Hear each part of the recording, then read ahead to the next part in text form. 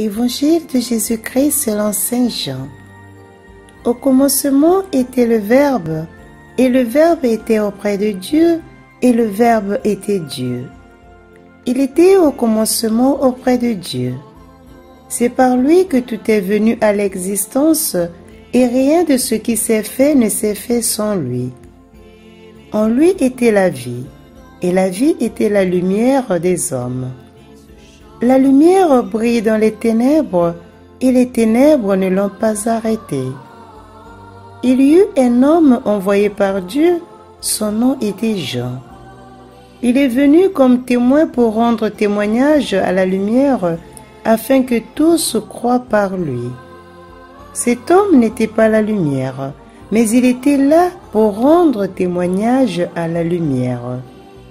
Le Verbe était la vraie lumière qui éclaire tout homme en venant dans le monde. Il était dans le monde, et le monde était venu par lui à l'existence, mais le monde ne l'a pas reconnu. Il était venu chez lui, et les siens ne l'ont pas reçu. Mais à ceux qui l'ont reçu, il a donné de pouvoir devenir enfants de Dieu, eux qui croient en son nom. Ils ne sont pas nés du sang, ni d'une volonté charnelle, ni d'une volonté d'homme. Ils sont nés de Dieu.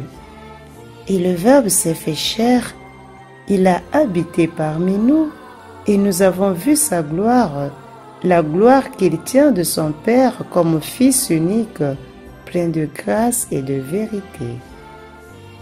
Jean le Baptiste lui rend témoignage en proclamant « C'est de lui que j'ai dit, celui qui vient derrière moi est passé devant moi, car avant moi il était. » Tous nous avons eu part à sa plénitude, nous avons reçu grâce après grâce. Car la loi fut donnée par Moïse, la grâce et la vérité sont venues par Jésus-Christ. Dieu, personne ne l'a jamais vu. Le Fils unique, lui qui est Dieu, lui qui est dans le sein du Père, c'est lui qui l'a fait connaître. Acclamons la parole de Dieu.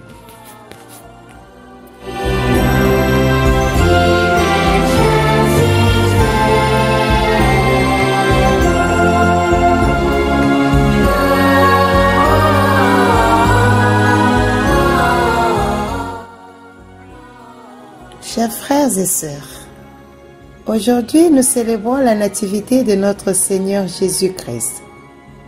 Voici le jour que fut le Seigneur, qu'il soit pour nous jour de fête et de joie.